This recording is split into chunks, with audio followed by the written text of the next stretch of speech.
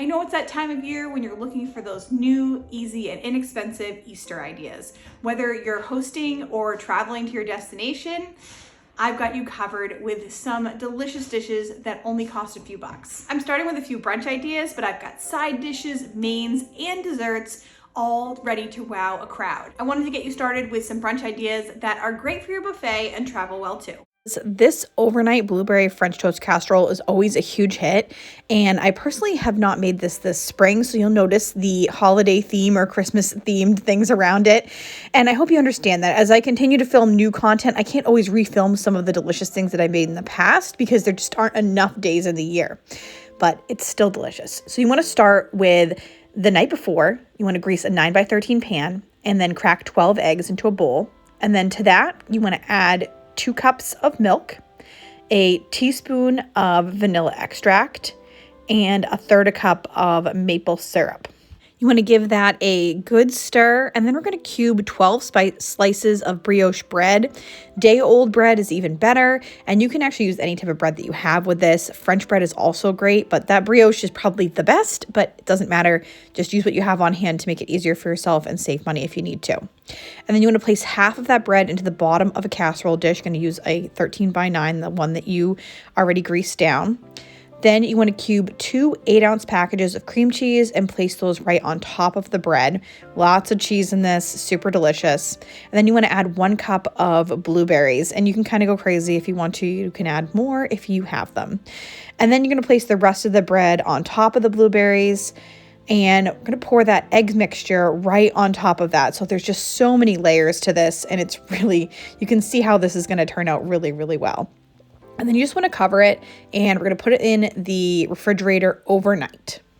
The next morning, you want to take the casserole out of the fridge 30 minutes before baking and uncover. And you want to put the oven on 350 degrees. We're going to bake this covered, so you need to cover it then with tin foil for 30 minutes, then take the cover off and bake for another 25 to 30 minutes. And so during that time, you can make that blueberry sauce. You want to start with 1 cup of water, 1 cup of sugar, 2 tablespoons of cornstarch, and you want to whisk it together, bring it to a boil, and basically stir constantly for 3 to 4 minutes. Then you're going to add in 1 cup of blueberries, and you're going to reduce your heat to low and simmer until those blueberries just burst open. You can see that it's a beautiful sauce. And then just at the end, you're going to add 1 tablespoon of butter. Now, you could do this the night before if you'd like to and reheat it to serve over your casserole, or you can do it during this baking time. So it's up to you. If I were going to make this again, I would put a nice sprinkle of powdered sugar right over the top of that. It would be so beautiful. At Easter time, you can put it in either like a beautiful pastel casserole dish. I know that TJ Maxx usually has some really cute things like that, or just a clear casserole dish, or hey, you know what? If you want to, go ahead and use your Christmas stuff because it doesn't really matter. It's all about the flavor, and this is really phenomenal. This is one of those ones that goes viral on Instagram, on like Reels every now and then, and it's because it's so amazing, and lots of love for this. Lots of flavor here that everyone is going to love, especially if you bring it to your gathering. So the next one is a hash brown and egg casserole, and this one transports really easily too. So I tried to pick things that whether you're hosting or you're traveling, you could bring with you. To a large bowl, you want to crack 9 eggs. You're going to add in 1 cup of milk, a 1/2 teaspoon of dry mustard, a 1/2 teaspoon of garlic powder, and a 1/2 teaspoon of salt. And you just want to give that a good mix, and we're going to take a couple of scallions and dice those really well. And then you need about 1.5 cups of diced ham. I was able to find this ham steak on sale, so I grabbed it. You could also use deli ham in this. I also think it would go really well with some ground sausage or cooked bacon, so it's your choice. And then in the bottom of a 9x13, mine's a little bit smaller than that, so I couldn't fit quite as many hash browns as I would have liked, but I would like to put 6 hash browns. They're completely frozen when you put them in, which makes it nice and easy for you, right in the bottom. And then you want 1 cup of shredded cheddar and 1 cup of Monterey Jack cheese. And you can also use whatever you have on hand. So cheddar, Swiss, Gruyere, anything pretty much will do in this. And you can even use like sliced stuff. That would be fine too. Then you want to top that with the scallions and the ham. And we're going to pour that egg mixture right over the top and bake this at 350 degrees for 25 minutes covered. Then we're going to take it off and bake for another 20 minutes. And you want to make sure that a fork comes out clean. You want to cool it for 10 minutes, slice, and enjoy. So like I said, this one travels really well. There's so much flavor with those hash browns and those eggs.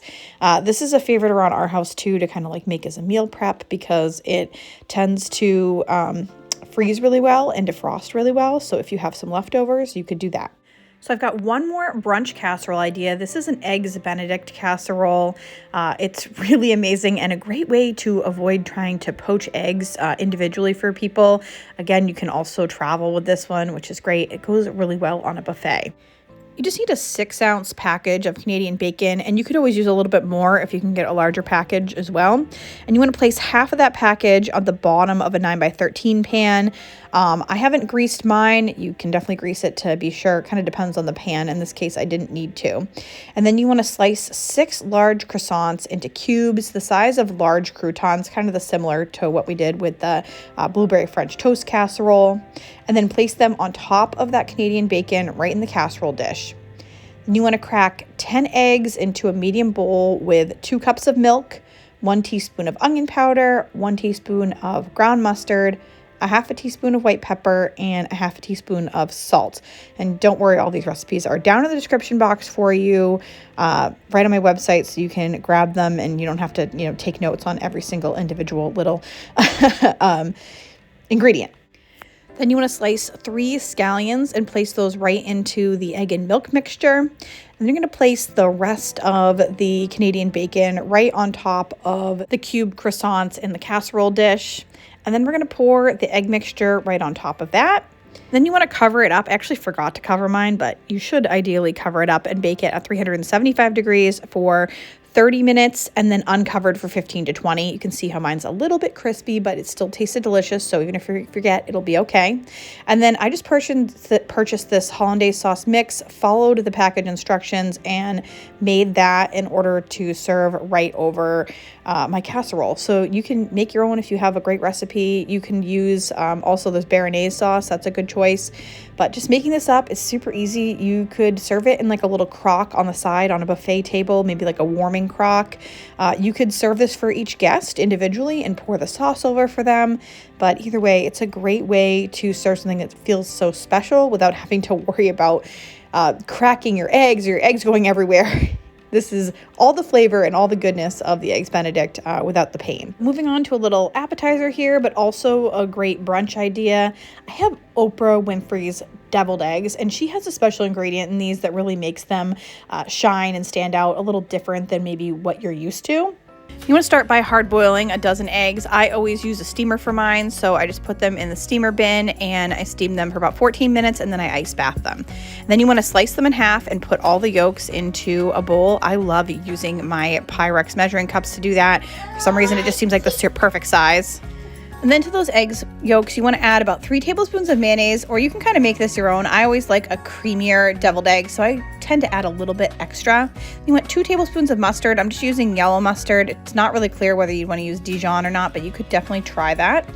Then you want about a tablespoon of minced sweet pickle, so I actually just used relish. Then you want to do salt and pepper to taste, and a dash of horseradish, which I love horseradish. So that was definitely something different. Now, I was making these for my mom and I. You can see I added a little bit extra of the mayonnaise to make it even creamier, even a little bit extra mustard. So just kind of taste them, see what you think. The original recipe that Oprah has you add Tabasco sauce and a dash of lemon juice. And my mom was coming over. She actually has an allergy to cayenne pepper, and Tabasco sauce is going to have pepper in it, so we didn't put any Tabasco in ours. To fill the eggs, I just used a small little Ziploc bag and I cut a hole in it and then kind of squirted them in. And then towards the end, I got lazy and I just put them in my finger. I actually think they look pretty with your finger on them, so however you want to do it. I used to have like one of those little squirters that made it look really pretty, and I definitely still have it somewhere, but I haven't been able to find it. And then you want to top the eggs with some parsley and some paprika. I didn't do paprika because sometimes the paprika does end up having that cayenne in it, and she has an allergy. So that's the only reason I didn't do those two things. But we were really, really impressed with this. The flavor was amazing, and I think it was because of that horseradish. So there's definitely something different to these Oprah's deviled eggs, but they are awesome. Next up, I want to show you sliced ham and pineapple. This is an extremely budget-friendly Easter dinner idea. This I originally filmed with a $17 Easter dinner, so it's super inexpensive. And you can still get these ham steaks for $3.48, and then the pineapple for $1.28. So it's super thrifty and still really delicious. And I do have a few budget Easter videos that I'll link down in the description box below. A lot of times you do like a pineapple and then like a brown sugar glaze and some maraschino cherries, but we didn't have brown sugar, we didn't have maraschino cherries, just playing around with the pineapple just to make it look pretty. And if you have those things, like go for it, go ahead and add those. You can do this ham in a very similar fashion than as like any other larger ham. You could just make a little glaze and just put it over the ham steak and then just bake it.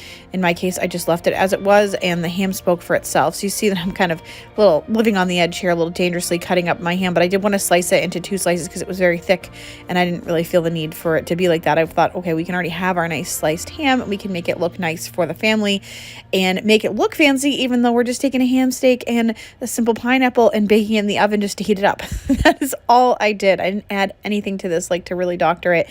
It was really just that pineapple juice and the ham.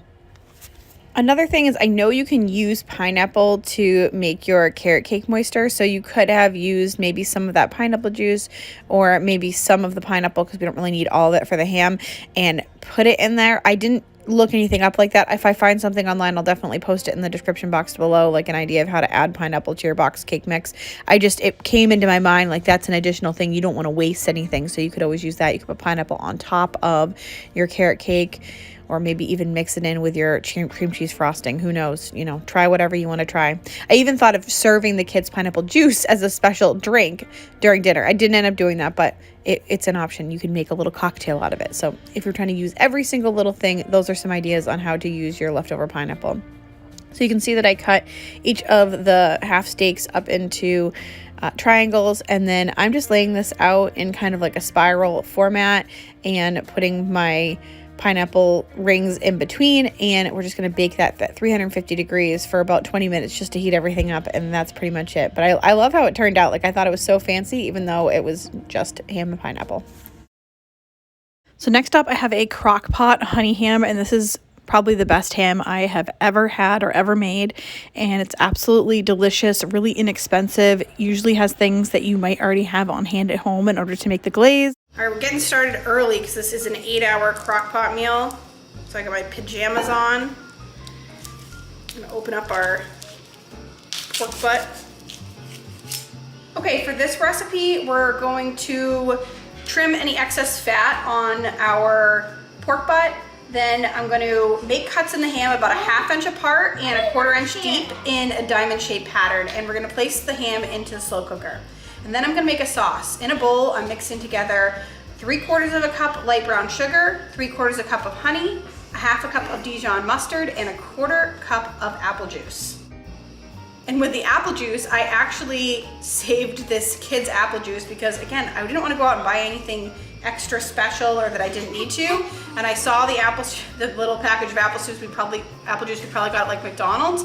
And I thought, you know what, we'll just use this for the ham, and I set it aside. This was done a little while ago. I'm gonna take it out, carve it up, and we're ready to eat. I had never done a ham in the crock pot like this before, and I will do it forever now. I will never cook it in the crock pot. This was so delicious. It's definitely the best ham that I've ever had. It was basically falling apart, falling off the bone, and the flavor of that sauce was absolutely incredible. I mean, I'm carving it, but you could basically shred it like pulled pork, which is somewhat comical because earlier in the day, Dan was like, we're having pulled pork, and I was like, no, it's just ham. Well, it turned out to be almost like pulled ham, but I was not mad because it just was so moist, juicy, not dry. It's a winner, and I loved it because, like I said, I had everything on hand to kind of make that glaze. And I know that hams are going to get cheaper as we get closer to Easter, so that's something to look forward to too. Moving on to sides, I have potato salad with peas. This kind of reminds me of going to my aunt's house when I was growing up. I feel like it's such a springy dish. Next step is to peel and cook the potatoes. So I'm just going to peel up all my potatoes and put them in a pot of boiling water and cook them for like 14 minutes until they are cooked all the way through. So my potatoes have cooled down enough that I can cut them, and you really want cool potatoes to make potato salad anyway, because you don't really want to add mayonnaise to a hot potato. That would not taste good. Just slice those up into pieces, cubes, whatever size you like for your potato salad. My peas have been cooling for a while now too, so I was able to just take those out of the bag since they had already been microwaved, and we're going to use some of those in the potato salad today. So I decided to use this blue egg in my salad, and so you probably saw at the beginning, you're like, why is that egg blue? Well, it's Easter, you know, we're using fun colors. But I decided to go with the blue one because it was the most cracked out of all of them, and I know the kids really wanted to have the egg fights, so I just picked the one that was the most destroyed. And you know what, we have a little blue in our potato salad, so it's just a pop of color, just to consider it that. So just use one for the potato salad because my kids so much wanted to do egg fights. I wanted to make sure there was lots of eggs for egg fights. But depending on your family and what you're going to do, you can absolutely add a couple more of those eggs to your potato salad, and I think that it will taste absolutely delicious. I love egg in my potato salad. And then I just sliced it so that you can see like the white and the yellow, and then I'm going to put that over top of it, and that's just a aesthetic thing. It just looks nice to have the eggs over top of the potato salad. I like that. If I had all the ingredients in the world, I would cut up a little bit of fresh onion and put that in here, but I don't, so I'm using just a sprinkle of onion powder and about a tablespoon of Dijon mustard. You could use plain yellow mustard too, that's totally fine. Or if you don't have that, maybe a tablespoon of vinegar or apple cider vinegar. Those flavors are really good as well. Then I use about a half a teaspoon of some dried dill weed and a quarter cup of mayonnaise to start, because it kind of depends on how many potatoes you have. And I didn't have like the recipe amount for potatoes, so I figured, okay, let's get started with that much mayonnaise, and then we'll add more as we go. And everybody likes their potato salad different too, so I think some people like very much mayonnaise, and other people are like just a little bit of mayonnaise or do. And there are some that don't even like mayonnaise. I know there's German potato salad. That's an option as well. Although I think German potato salad relies heavily on bacon, which we do not have. And that is not a budget item right now. So as I was mixing, you can see that I added like another quarter cup of mayonnaise because I wanted my potato salad to be a little bit more mayonnaise-y. So taste as you go. Do not be afraid to salt your potato salad.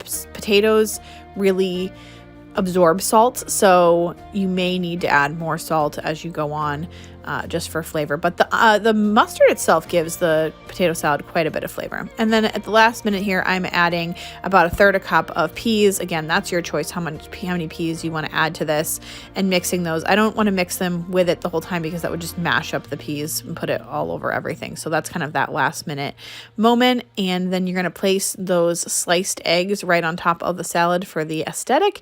And that is your beautiful spring potato salad. Next up, I have an air fried asparagus. This is super delicious. The video is from a Christmas video, but asparagus itself is so springy, and this is so simple. Just want to take about a pound or a bundle of asparagus, cut the bottoms off of those, and then cover that in about 1 tablespoon of olive oil. To that, add a tablespoon of Parmesan cheese and a teaspoon of garlic powder. Don't forget the salt and pepper, and then mix that up really well and put that in your air fryer basket. You want to cook this about 400 degrees for 7 minutes. And here is your beautiful finished result. This looks so great on the dinner table and tastes amazing. For this one, we're making Rudy's slow cooker creamed corn. This looks so delicious. I got 16 ounces of frozen corn. The original recipe calls for 32, but with 8 servings, we're definitely not gonna need that for my family. Then you wanna add in 4 ounces of cubed cream cheese, just cut into like 1-inch cubes, a third a cup of heavy cream, a quarter cup of butter, 2 tablespoons of sugar, which I'm sure will make it taste fabulous, a half a teaspoon of freshly ground black pepper, and a quarter teaspoon of salt. And you do want to be careful not to over salt this one. I can see how that could happen. I feel like with the cream, if you just had milk, that would probably be okay as well. I also wonder what would happen if you kind of switched out with sour cream instead of cream cheese. These are all different, dairy products that you can kind of play with when you're making something like this. We're gonna cook this on low for 4 hours. Then you just want to stir it to combine to make sure that the cream cheese is completely melted into the sauce. I think it's gonna be fine. I'm excited to check this out. Ooh, Oh, it almost even looks, I mean, here's the thing. My Crockpot cooks hot, and I should have known that it was gonna cook faster than had been anticipated. But that's okay. I like a little, you know, little corn like that. Look like roasted corn. Just gonna mix everything together here. Get that cream cheese really mixed in well. It smells delicious. I think it's gonna be a winner. This is definitely gonna be an Easter-worthy side. I love a recipe like this because you know that it's a true dump and go. It's a set and forget. We can just put the corn all in there, frozen as is, and not even have to worry about it. Next up is a 9x13 strawberry shortcake recipe. This is amazing. You need 3.5 cups of all-purpose flour, a half a cup of sugar, 5 teaspoons of baking powder, and a half a teaspoon of salt.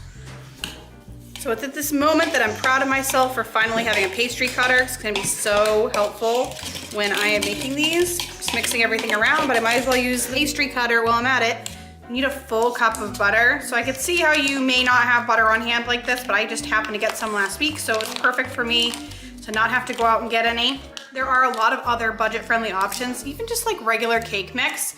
And I mentioned this in one of my $20 date night dinner, that you can actually very easily do a cake using soda. And so it's just cake mix and soda, and it will make you a really good cake, like a Dr. Pepper cake or something like that. So those are definitely really budget-friendly options. But I do feel like kind of a, you know, if you're regularly shopping household, you might have butter on hand from the last time that it was on sale or something like that. And in that case, it's perfect to use what you have. So you want really cold butter to make something like this, and you want to cube it up. So we just need to cut this in until it's crumbly, like it has all these little crumbles. I have to say, I am shocked by how fast this is coming together. It's been my experience that something like this is difficult to do, but apparently if you have the right tools, it's not that hard. And I grabbed one of these on Amazon. It was not expensive, and I don't know why I put it off for so long. I'm gonna crack in 2 eggs and 2 cups of heavy whipping cream. And the recipe says you just wanna mix this until it's lightly beaten, or just blended, I guess. It's hard to tell in this heavy whipping cream. I mean, I don't see any egg yolks, so I think we're good. We could be surprised though. You never know. It's like opaque. So we're just gonna pour this in here and a soft dough should form. Okay, I don't wanna overwork this because it seems like it's amazing with all the little pieces of butter that's in here. So we're just gonna get it laid out. I'm gonna use a 13x9 pan, and I feel like it's gonna be a little closer. The dough is gonna be a little thicker, but I really want it to like look pretty because it's like the beautiful Easter shortcake. So we are just gonna try our best to kind of smooth it out here. If we need to cook it a little longer because it's a little thicker, that's okay. So we're gonna bake this at 400 degrees for 16 to 20 minutes. We'll take it out and let it cool completely, which is perfect, but we're doing this right now. It's gonna take at least an hour to cool. This is pretty much finished up here. Nice and fluffy. So excited to have that. So originally this calls for a lot of strawberries, and strawberries were not cheap this week. And I thought, I think we're gonna do just fine with 1 package. It's just not quite strawberry season yet. But it's still a bright and, you know, fresh dish for the holiday, I think. So the secret to fruit when it's not quite in season, or at least not quite in season yet, is sugar. So it says a 1/4 cup. That seems like a lot, but you know what? We're gonna go in on it because it's a dessert and it's gonna be good. So we're just gonna mix this around and let these sit. I believe it's called macerate when they become macerated. Which means you add sugar to it, so nothing wrong with that. We're just gonna get our whipped cream ready for the top of our strawberry shortcake. I've got 2 cups, which is the rest of the container of heavy whipping cream. 1/3 a cup of powdered sugar, and about a teaspoon of vanilla. Measure with your heart. Start off on the stir so it can go everywhere, and then we'll whip it up. You have to be so careful with whipped cream because sometimes if you let it go too long, It's gonna be too much. I would think I was right there. I mean, I think this is about as far as you want it to go before it turns to butter. So I think we're gonna be good. I'm just gonna put this whipped cream right over the top of this. Hopefully it's cool enough now. We can get it on the table. We've got to slice up our ham, take out our carrots, and get everything all set. We are really close right now.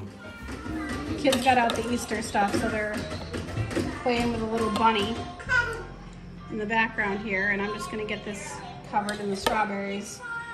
I don't know that I want to put like all the juices on. Maybe I do. I don't know. We'll decide as we go. All right, it looks edible to me. It looks delicious. I'm ready. This carrot cake is just a box cake mix I made in my $17 Easter dinner, but I thought it was worth sharing. As with any holiday meal, I'm starting off by making our cake. So I always start with dessert first. That way it's done. Plus it usually takes the longest to cook. I'm just following the instructions on the back of the package for the carrot cake and using oil, water, and eggs. And we're just going to bake this up and give it plenty of time to cool down before I put the frosting on. Now, because I only got one container of frosting, had I chosen to do like 2 8-inch or 9-inch rounds, I would have needed more frosting. You could have done like a light frosting coat, but I opted to do a 13 by 9 pan because when you put the frosting over top of that, one container is perfect. So that's a great tip on a great way to stretch your frosting out is if you make like a more sheet pan or a 13 by 9 pan, you will end up having enough frosting to do that. Same thing I think with cupcakes if you did cupcakes. Another idea is that if you did buy the food coloring, you could have actually used the orange food coloring and green food coloring to color a little bit of the frosting and then put like a carrot over the top of your cake. So those are just some fun ideas for you to stretch your budget and make things even more fun for your family. And here is the carrot cake after it comes out of the oven. I'm just going to let this cool down for quite a while. You definitely don't want to put the frosting on it while it's still warm. After dinner, I actually ended up frosting up my cake because I just wanted to make sure it was really cooled down at that point. And we ate so much food at dinner, we were like stuffed. So the only person really bugging me for cake at that point was Julian. I figured no problem, we'll get it going. Now, I think I mentioned earlier, if you had bought some food coloring or food dye to do the eggs, you could have also put a little bit of their frosting aside and made some orange frosting and some green frosting and then piped in like a carrot on top, and it would have been so cute. I just did not do that. There was like little energy left in me at this point. So we were just going to frost this cake the best we could. Another great way to ensure like full coverage on your cake is to actually microwave your frosting for about 30 seconds and then give it a stir. And if you need to, a little bit more, just to loosen it up and soften it. And that will make sure that you don't have like clumps anywhere and that doesn't stick. It's just so much easier to deal with. And then just to give you like a little bit of a tutorial here, a lot of times I make a cake like this and I do this little technique. You can just take a wide knife like this or a spoon and kind of grab just a little piece of the frosting and go all the way up and down the cake, or one way or both ways is also pretty. And I feel like it looks almost like store-bought at that point. Like it makes it look really fancy. My mom taught me that. So if you haven't tried it, give it a shot. But it turned out really well, and it's just a really cheap way to have something that still is really delicious. And the next dessert is these Easter magic bars. Aren't they gorgeous? So I'm just starting off by putting my butter in the microwave for about a minute, and it ended up getting kind of more than softened. So once I did that, I'm lining my container with parchment paper, and I'm able to get this parchment paper on Amazon. I know that you can get it anywhere. I will always link stuff below if I know that you can get it online. These days, it's always easier to get online. So you could mix this separately, but what I've done is just poured all of my graham cracker crumbs into the bottom of the pan with my half a cup of butter. Just mixed everything around with a spoon and then flattened it out, and that was my first layer. Then you want to pour on your sweetened condensed milk.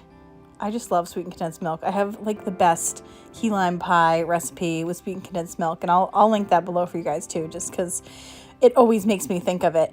But it's so delicious. And then in order to get it to evenly stretch out, I was kind of trying to use a spoon and it wasn't really working. So I ended up just kind of moving the pan around, and then the sweetened condensed milk ended up moving to the sides, and it doesn't have to be perfect. It was just fine. And here I'm adding a half a cup of quick oats over the sweetened condensed milk. I really winged most of this here, so I did not end up using a measuring cup, trying to, again, avoid dishes. But I can pretty much tell what a half a cup is, and this is the kind of recipe that it doesn't have to be perfect. All the things in it are delicious, so you really can't go wrong. And then I'm adding about a 1 cup of some mini chocolate chips, and then 1 cup of peanut butter chips, and I'm using the Reese's chips, and these ended up being delicious in this. Now, I also know if you are allergic to peanuts or anything like that, my son doesn't like chocolate that has a peanut allergy, so it doesn't matter. I put the peanut butter in this. But if for some reason you don't want to have peanuts, I think this would probably taste really, really good with butterscotch chips as well. That's actually what my mom puts in hers, so I think that would be a great alternative. Now you want to top with a half a cup of sweetened shredded coconut. I did use the unsweetened coconut, and I think that if I had used sweetened, I would have definitely gotten a lot more coconut flavor. I think because I used the unsweetened, I just didn't get that coconut tang that you might get with the sweetened. So it was still delicious, but I would probably recommend using the sweetened. I think that's cheaper anyway. I know that you can sometimes get that at the Dollar Tree. And last but not least, the part that makes these so cute and so Easter is the Easter colored M&Ms. And I'm sprinkling on about a cup. I think I probably went a little bit sparse on mine, just because it's a lot of chocolate for us. But either way, they look so cute. I love the spring colors, and this is really what makes these Easter. And then you want to bake these in the oven at 350 degrees. I did mine on 350 convection for 20 minutes, and they ended up perfect. So this is what everything looks like when it comes out of the oven. I think that maybe if you added your M&Ms a little bit later, they may not crack, although they're still really cute, so I don't think it matters either way. You want to make sure that these are fully cooled before you cut them, and then once they're fully cooled, you can cut them almost into like brownie shapes, whatever you like, and serve. They were an absolute fan favorite. They're so, so good. Your family will love them. And I certainly saved the cutest for last. These Robin's Egg Cupcakes are super simple, but so adorable. And I had originally made these a few years ago, so here's some footage of my 2 oldest when they were super little. Me! You? Me! Whoever does the bowl, then the next person gets to do the water, so. You want to do the water, Tommy? No. I'm gonna do the water. Oh, you want to do the water? Yeah. I get to do it, Mommy. And now the water. All right, these guys are so cute. I just had to leave them in there for a little bit. So they were helping me make some amazing funfetti cupcakes. I don't know about you guys, but I love funfetti cupcake mix. I know it probably just tastes like vanilla, but it's just fun. So we're just following the instructions on the package and making some funfetti cupcakes, and then we're going to make them look really, really cute because they're going to look like little birds' nests. Saw this on Pinterest. I was like, we have to do it, and it ended up being so easy. So kids just helped me make these. We did very traditional style, pour them into cupcakes, follow the instructions on the back of the package. And the big exciting part in this really is just how I ended up frosting them and what I ended up using to make them look like little birds' nests. So I just used the regular funfetti frosting because I wanted to use the sprinkles that came in the package. And then I used a little bit of blue food coloring, so you can do this to your liking. I added, 4 or 5 drops to about a half container, and it came out way bluer than I initially anticipated. Luckily, I bought 2 containers of frosting, so I had 2 of them, thank goodness, and was able to mix everything together and kind of I wanted to get like that Robin's Egg blue color. I think it ended up. One thing I especially loved about these is that you don't need like a piping gun or anything like that. You just put that frosting right on with a spoon, and it just kind of like made it look like a little nest. I wanted to make sure that the inside was hollowed out more than the sides, but truly the sprinkles do all the work for you, which is pretty cool. So once you get all of your frosting on your cupcake, you just want to roll the sides of the cupcake in the sprinkles. And the only thing I would say is I wish I had more sprinkles. So if you had wanted to do all 24 cupcakes that it makes on the package, you probably want to grab some extra sprinkles to use on the side. So I'm just putting it around the edge, and it ends up making this cute little like nest looking thing. Then you just want to take 3 Cadbury eggs and place them on the top, and you've got the cutest little robin's nest that there ever was. For more delicious and budget-friendly Easter recipes, go ahead and check out my playlist. I've got all sorts of treats on there for you.